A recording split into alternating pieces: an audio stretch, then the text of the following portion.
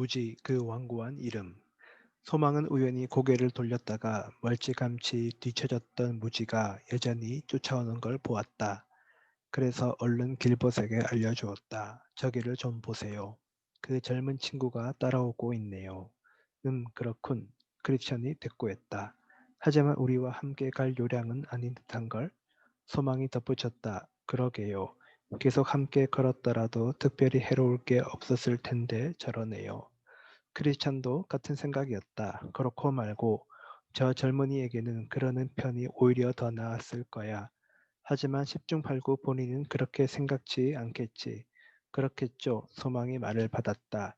그래도 일단은 기다려 보시죠. 두 순례자는 걸음을 멈췄다. 크리스찬은 무지에게 외쳤다. 서두르게 젊은이 어째서 그렇게 뒤처져 꾸물거리나. 무지가 대답했다. 걷는 걸 즐기고 있어요. 개인적으로는 웬만큼 가까운 사이가 아니면 여럿이 함께 가는 것보다 혼자 여행하는 걸 훨씬 좋아한답니다. 크리스찬은 소망을 돌아보며 수군거렸다. 그것 보게 어울려 가는 데는 관심이 없을 거라고 했지. 그러곤 얼른 무지에게 얼굴을 돌리고 말했다. 이리 와서 함께 가세. 외로운 길을 가는 동안 이야기나 나누며 시간을 보내세. 그래 좀 어떤가? 하나님과 자네 사이에 달라진 건 없나? 무지는 심드렁했다. 그럭저럭 괜찮은 편입니다. 선한 생각과 계획이 쉴 새 없이 떠올라서 마음 한가득 차 있다 보니 걷는 데 큰 힘이 되네요. 선한 생각과 계획이라 어디 한번 들어보세나. 크리스천이 재촉했다. 하나님과 하늘나라를 생각했답니다. 그거야 마귀들이나 저주받은 영혼들도 다 하는 일이잖나. 크리스찬이 꼬집었다. 하지만 저는 생각할 뿐만 아니라 간절히 원하기까지 합니다. 젊은이가 말을 이었다. 하늘나라에 갈 가능성이 전혀 없어 보이는 부류들 가운데도 그런 이가 수없이 많지. 그래서 게으른 사람은 아무리 바라는 것이 있어도 얻지 못한다고들 하지 않나. 저는 경우가 다르죠. 하나님과 하늘나라를 생각하고 바라는 데서 한 걸음 더 나아가 그걸 얻기 위해 가진 걸 모두 버리기까지 했거든요. 믿어지지 않는군. 크리스찬은 도리지를 치며 말했다. 소유를 다 버린다는 건 아주 힘든 일일세. 흔히 생각하는 것보다 훨씬 어렵지. 주님과 천국을 위해 가진 걸 다 버렸다고 장담하는 까닭을 알고 싶네. 마음이 그렇게 말하고 있어요. 자네는 자기의 마음을 믿는 자는 미련한 자라는 지혜자의 얘기도 들어보지 못했나? 그건 악한 마음을 염두에 둔 말이지만 내 마음은 선하거든요. 하지만 그걸 어떻게 증명하지? 크리스천은 재빨리 되물었다. 하늘나라를 바라보면 위로가 돼요. 무지도 굽히지 않았다. 자기를 속이고 있는지도 모르지. 희망이 위로를 주는 건 사실이지만 아무 근거 없이 바라기만 하는 경우도 왕왕 있으니까. 크리스천이 지적했다. 제 마음과 삶은 서로 어긋남이 없어요. 그만하면 희망의 토대가 확실한 게 아닐까요? 무지가 반문했다. 자네의 마음과 삶이 하나라고 누가 그러던가. 역시 마음이 그러더군요. 무지는 완강했다. 크리스찬은 조곤조곤 타일렀다. 그럼 마음더러 내가 도둑이냐고 물어보게. 자네 마음이 그렇다고 대답한다고 해서 내가 정말 도둑이 되는 건 아닐세. 하나님 말씀이 증명해 주시지 않는다면 다른 증거는 다 소용이 없는 걸세. 선한 생각을 품는 게 곧 선한 마음이 아닐까요? 그리고 하나님의 계명에 따라 사는 게 선한 삶이 아닐까요? 그렇다네 선한 마음은 선한 생각을 품고 선한 인생은 하나님의 계명에 따라 살게 마련이지. 그러나 정말 그런 마음을 갖는 것과 생각만 하는 건 완전히 다른 얘기라네. 그럼 선한 생각과 하나님의 계명을 따라 산다는 게 뭘 의미하는지 선생님의 의견을 말씀해 주시겠어요? 무지가 질문했다. 선한 생각에는 여러 가지 형태가 있지. 자신에 대한 것일 수도 있고 하나님, 그리스도 또는 그 밖의 다른 일들에 관한 것일 수도 있네. 크리스천이 설명했다. 우리 자신에 관한 선한 생각이라면 무엇을 말씀하시는지 하나님 말씀에 맞는 생각이지 자신에 관한 어떤 종류의 생각들을 하나님의 말씀에 부합된다고 볼 수 있는 걸까요? 성경과 똑같은 관점으로 자신을 판단할 때 비로소 바른 생각이 되는 걸세.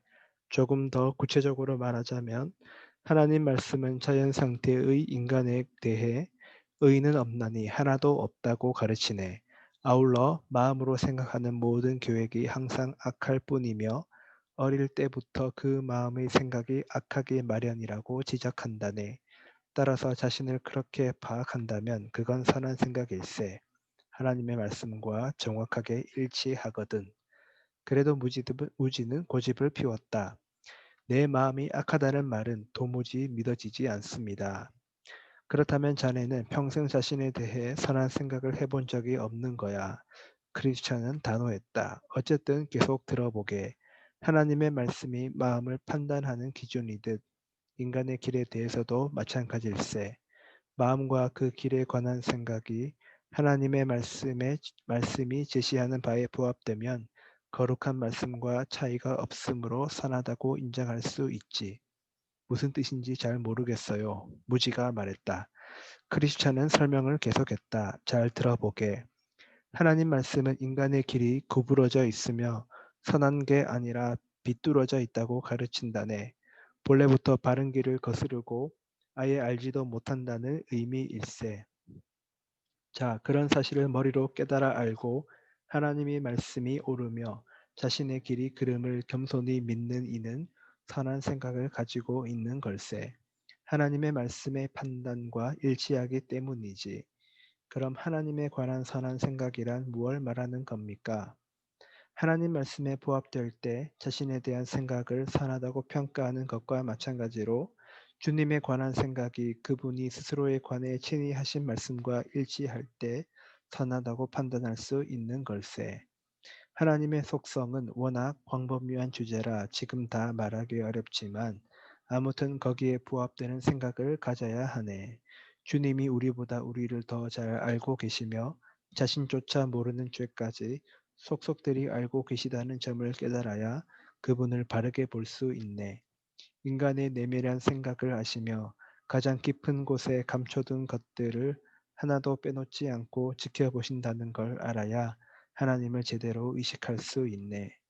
인간이 제 아무리 의로워도 그분께는 악취를 풍길 따름이며 한없이 선하게 산다 해도 자신에게 그 앞에 설 수 없음을 절감할 때 주님에 관해 정확한 생각을 가질 수 있지. 하나님이 저보다 절 더 잘 아신다고요?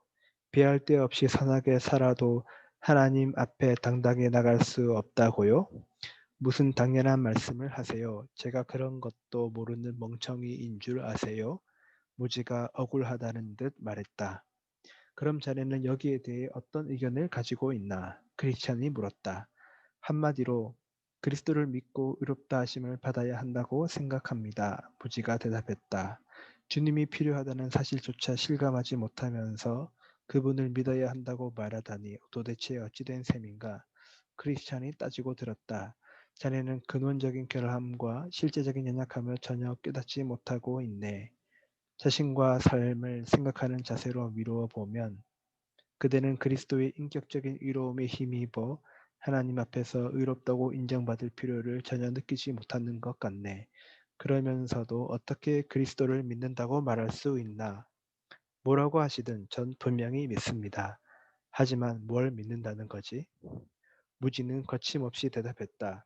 그리스도께서 죄인들을 위해 돌아가셨음을 믿습니다. 그리고 주님의 법에 순종하면 너그럽게 받아주셔서 저주에서 풀려나게 하시며 하나님 앞에서 의로운 백성으로 인정해 주실 거라고 믿습니다. 하나님은 그리스도의 공로를 감안해서 신앙적인 의무를 다하려는 제 노력을 기꺼이 받아주시고 의롭다 해 주시리라고 믿습니다. 자네의 신앙 고백에 관해 몇 마디 짚고 넘어가겠네. 크리스찬은 대답했다. 첫째로 자네는 실체가 없는 신앙을 가졌네. 성경 말씀 어디에도 그런 기록은 없네. 뿐만 아니라 그리스도의 인격적인 의로움과 상관없이 의로워지려고 하는 거짓 믿음을 추구하고 있네. 자네가 말하는 신앙은 그리스도를 인격 그 자체가 아니라 행위를 의롭게 하시는 분으로 몰아가는 셈이네. 당연히 심판날 하나님의 진노를 면할 수 없을 걸세. 인간을 의롭게 하는 참다운 믿음은 율법의 그늘 아래서는 구원받을 가망이 전혀 없음을 깨닫는 데서 시작되네. 주께 나와 그분의 의로움을 피난처로 삼는 심령들은 오직 그리스도의 의로움만이 하나님의 인정을 받을 수 있음을 잘 알고 있지. 독생자의 순종과 인간의 노력이 뒤섞인 무언가로는 하나님 앞에서 이루어질 수 없네. 자네의 순종은 쓸모없으며 죄로 가득 차 있거든. 하나님이 죄의 삭스로 받으시는 건 예수 그리스도의 순종이 전부일세. 진정한 신앙은 영혼을 재촉해서 그리스도의 의로우심 가운데로 도망쳐서 마땅히 받아야 할 저주에서 벗어나게 해준다네. 주님의 의를 덧입어야 하나님 앞에 흠없는 모습으로 설 수 있으며 그분을 통해야만 죄의 빚을 탕감받고 하늘 아버지 품에 안길 수 있는 거지. 맙소사 무지는 버럭 소리를 질렀다. 인간의 공로가 없어도 그리스도가 이루신 역사로 충분하다는 걸 믿으란 얘기입니까? 그리스도와 그분의 의로우심을 믿으면 바로 그 순간부터 완전히 자유로워집니다. 따라서 선생님과 같은 사고방식을 가졌다가는 정욕을 죄고 있던 고삐가 느슨해져서 하나님의 명령에 불순종하고 마음의 욕심을 채우게 될 겁니다. 자네 이름이 무지라고 했지? 이름값 한번 제대로 하는군. 크리스찬은 혀를 찼다. 그대의 대답을 들으면 내 판단이 옳았다는 걸 여실히 볼 수 있네. 어떤 의로움이 인간을 의롭게 하는지, 어떻게 믿어야 하나님의 맹렬한 진노에서 자신의 심령을 안전하게 지킬 수 있는지 도무지 감을 잡지 못하니 하는 말일세. 그뿐이 아니야. 그리스도의 의로움에 힘입어 구원을 받는다는 신앙이 어떤 결과를 가져오는지 새까맣게 모르고 있어. 그런 믿음은 마음을 사로잡아 하나님께 굴복시켜서 그분의 이름과 말씀, 그분의 길과 백성들을 사랑하게 만들지. 영혼을 구원하는 믿음은 자네가 무식하게 상상하는 것처럼 마음껏 악을 저지를 수 있는 면허증이 아니야. 선한 일을 행하고 싶어 하는 뜨거운 마음과 그럴 힘을 줄 따름이지. 그때 듣고만 있던 서망이 끼어들었다. 형제님, 저 친구에게 그리스도가 하늘에서 임하신 적이 있는지 한번 물어보세요. 어라? 그럼 선생님들은 계시 따위를 믿는단 말인가요? 무지는 기가 막히는 모양이었다. 개인적으로는 두 분을 비롯해서 비슷한 소리를 하고 다니는 이들은 하나같이 머리가 조금 이상해진 양반들이라고 생각해요. 소망은 아랑곳하지 않고 말했다. 맙소사, 그리스도는 하나님 안에 숨어 계셔서 육신의 힘으로는 도저히 파악할 수 없다네. 따라서 하늘 아버지가 아들을 보여주시지 않는 한 세상 누구도 구원하시는 은혜를 제대로 알 수가 없는 걸세. 두 분은 그렇게 믿으세요. 저는 제 식대로 믿겠습니다. 무지는 고집을 피웠다. 제 신앙 역시 선생님들의 믿음 못지않다고 생각합니다. 두 분처럼 괴상망측한 상념에 사로잡혀 있는 게 꼭 좋은 믿음은 아니니까요. 그러자 크리스천이 말했다. 간단히 한마디만 더 하겠네. 이건 그렇게 가볍게 이야기할 문제가 아닐세. 이미 내 친구가 똑 부러지게 말했지만 나도 단언할 수 있어. 아버지가 알려주시지 않으면 아무도 예수 그리스도를 알 수 없네. 믿음도 매 한 가지일세. 그리스도를 단단히 붙잡게 해주는 바르고 선한 믿음은 하나님의 넘치도록 위대하신 권능에서 비롯되는 법이거든. 정신을 바짝 차리고 자네의 사악함을 똑바로 보고 주 예수님께 달려가게나. 그분은 하나님의 의로움 그 자체일세. 예수님은 곧 하나님이시니까. 오직 그리스도의 의로움을 믿어야 저주에서 구원을 받을 수 있다네. 선생님들은 너무 빨리 걸으시네요. 무지는 짐짓 투덜거렸다. 저는 도저히 못 따라가겠어요. 먼저들 가시죠. 쉬엄쉬엄 뒤따라가겠습니다. 두 순례자가 말했다. 여보게 끝까지 어리석은 생각을 고집하려는가. 수없이 좋은 말로 권면하고 충고했건만 끝내 무시하려는가. 여전히 거부한다면 머자나 악이 그 힘을 발휘할 걸세. 선한 가르침에 귀를 기울여야 구원을 받을 수 있음을 잊지 말게. 조언을 무시하면 길을 잃어버릴 수밖에 없어. 말을 마친 크리스찬은 소망을 재촉했다. 형제님 어서 갑시다. 이제 우리끼리 걸어야 할 것 같소. 그리하여 둘은 다시 앞서 걷기 시작했다. 꿈에 보니 무지는 다리를 절뚝이며 그 뒤를 따랐다. 크리스찬은 다정한 길벗을 돌아보며 말했다. 저 친구가 불쌍해서 견딜 수가 없군. 결국은 어려운 처지에 빠지고 말 텐데 얼마나 딱한 노릇인지 소망은 탄식했다. 우리가 살던 동네에는 저 친구와 똑같은 이들이 헤아릴 수 없을 만큼 많았어요. 식구들 가운데도 심지어 순례자들 가운데도 수두룩했지요.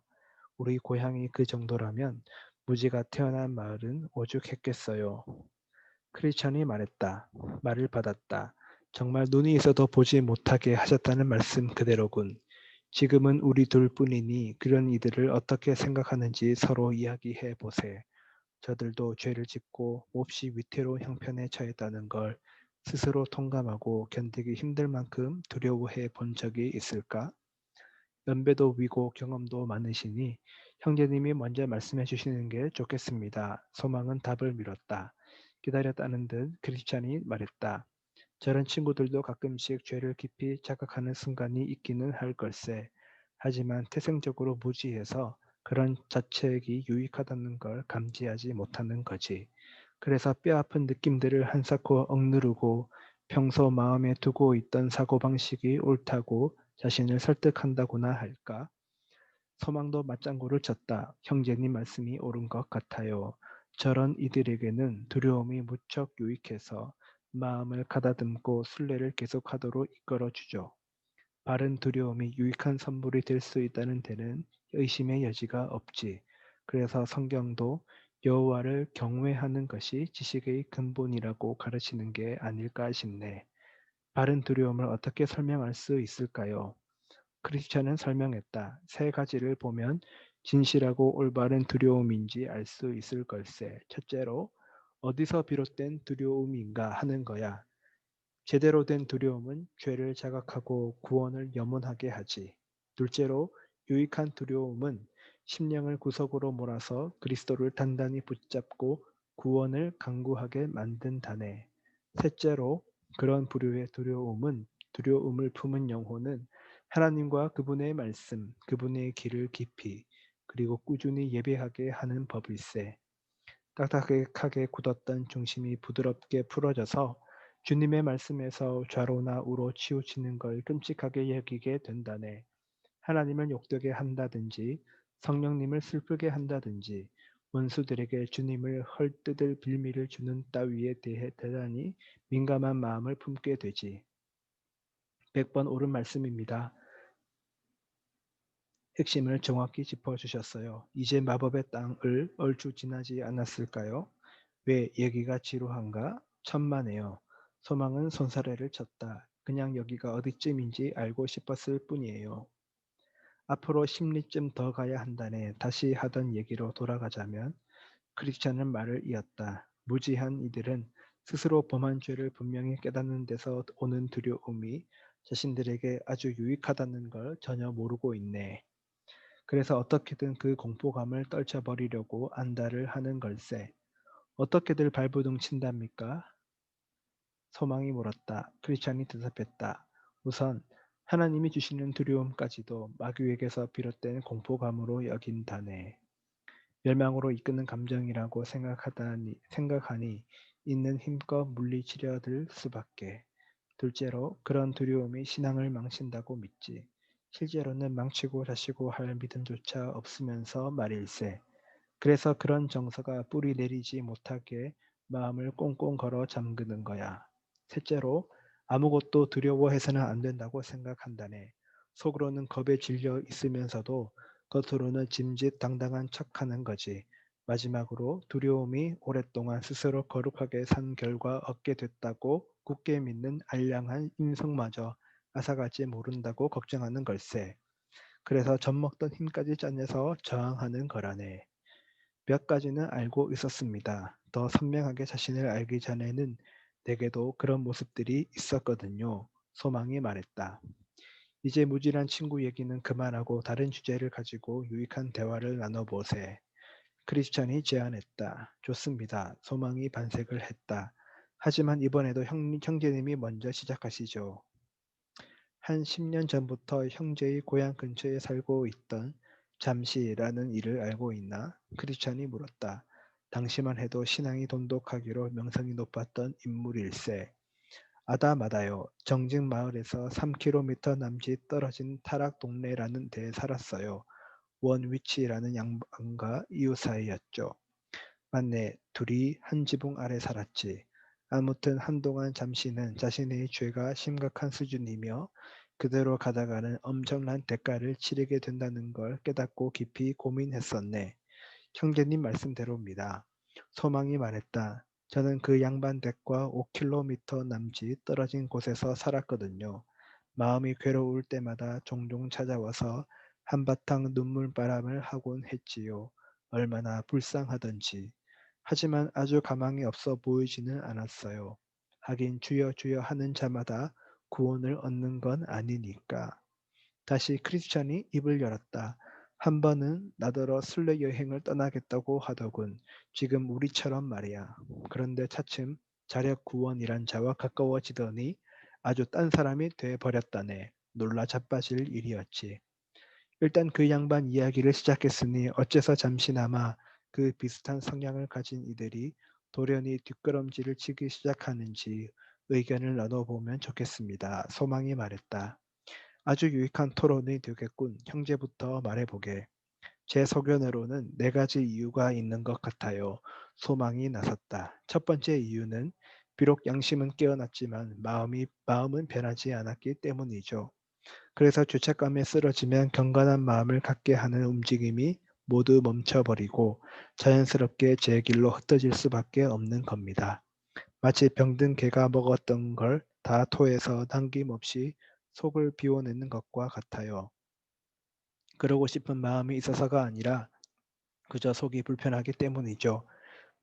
부대끼던 게 가라앉으면 제가 토해놓은 걸 남김없이 주워 먹죠. 개는 자기가 토한 것을 도로 먹는다는 말씀 그대로예요. 결국 지옥에서 맛보게 될 끔찍한 고통이 무서워서 하늘나라를 갈망한다면 그 느낌과 저주에 대한 공포감이 둔해지는 순간 하늘나라와 구원을 기대하는 열망도 식어버릴 게 분명합니다. 죄책감과 두려움이 사라지는 동시에 천국과 거기서 누릴 행복에 대한 기대가 죽어버리고 예전에 걷던 길로 되돌아가는 거죠. 뒷걸음질을 치는 두 번째 이유는 두려움의 노예가 되어 거기에 휘둘리는 까닭입니다. 쉽게 말해서 사람을 두려워한다는 거예요. 사람을 두려워하면 올무에 걸리게 된다고 성경이 가르치는데도 말해요. 지옥불이 훨훨 타오르는 소리가 귀에 생생하게 들리는 동안은 하늘나라를 애타게 찾는 것처럼 보이지만 그 무섬증이 약해진다 싶으면 금방 딴 마음을 품기 일쑤예요. 가진 걸 다 잃어버릴 수도 있는 모험을 피하고 얼마든지 모면할 수 있는 어려움에 쓸데없이 빠져들지 않으려면 세상의 기준에 맞춰 현명하게 처신하는 게 좋겠다고 판단하는 거죠. 사람들이 성실한 순례자를 가만두지 않을 거라는 두려움에 쫓겨 세상으로 다시 끌려 들어간다는 말입니다. 다음 이유는 진실한 신앙을 가지는 걸 부끄러워하는 마음을 가진 탓에 돌부리에 걸려 비틀거리는 게 아닌가 싶습니다. 오만하고 방자하기 이를 데 없어서 참다운 믿음을 천하고 한심한 것쯤으로 치부하죠. 그래서 지옥과 임박한 진노를 겁내는 마음이 다소나마 가라앉으면 곧장 옛길로 돌아가고 맙니다. 마지막으로 스스로 비참한 처지에 떨어졌음을 자각할 때마다 마음에 떠오르는 죄책감과 공포감이 마냥 부담스럽고 괴로운 까닭입니다. 무서운 생각이 들면 얼른 그리스도께 달려가 보호해 주시게 요청하면 될 텐데 엉뚱하게 두려움을 피해 보려고 안간 힘을 쓰는 게 문제입니다. 심령의 참담한 상태나 하나님의 진노에 대한 의식이 옅어지기가 무섭게 장차 비슷한 감정이 밀어닥칠 때를 대비해 마음을 단단히 먹는 쪽을 선택한다는 얘기입니다. 크리스천이 말했다. 참으로 명쾌한 정리였네. 어떤 경우든 그 밑바닥에는 마음과 의지가 조금도 바뀌지 않았다는 단순한 사실이 깔려 있지. 한마디로 진실한 회개가 없다는 말일세. 재판관 앞에 서서 덜덜 떨고 있는 죄인과도 같아. 겉보기에는 진심으로 뉘우치는 것 같지만 가장 깊숙한 곳에는 스스로 저지를 죄에 대한 회함보다 감옥에 대한 두려움이 더 크게 자리를 잡고 있거든. 그러니 풀려나자마자 다시 범죄를 저지를 수밖에.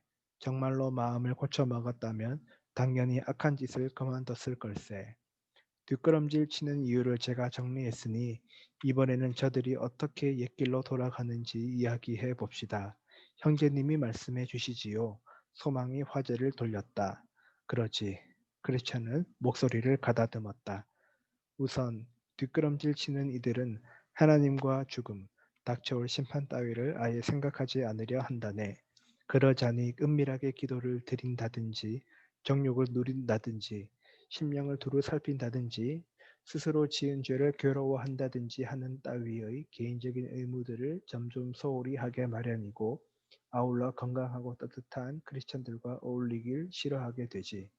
이처럼 아주 사적인 저항을 계속하다가 마침내 강단에서 선포되는 하나님 말씀을 듣는다든지 성경을 읽는다든지 다른 그리스도인들과 함께 모인다든지 하는 공적인 의무에도 냉담해질 걸세. 지표에 빠지는 건 물론이고 더불어 교제하지 않는 걸 합리화할 욕심에 다른 크리스천들을 헐뜯으며 심지어 위선자라고 손가락질하기를 일삼기도 해.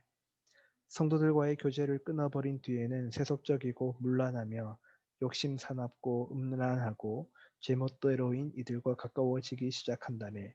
새로 사귄 벗들은 얼른 돌아서서 육체적이고 음란한 세상 관습을 쫓으라고 열심히 꼬드기게 되어 있고 그러다 평소에 경건하다고 생각했던 이가 무슨 꼬투리 잡힐 일을 하거나 죄를 짓는 걸 보면 얼른 가져다가 자기 죄를 합리화하는 핑계요 본보기로 써먹지.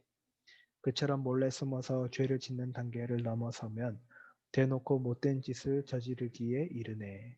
결국은 마음이 돌같이 굳어져서 됨됨이를 있는 그대로 드러내게 되지. 놀라운 은혜가 임해서 막아주지 않는 한 다시 참담한 죄의 구렁텅이로 빠져들어 간다네. 자신을 속이며 영원히 멸망해 가는 거지.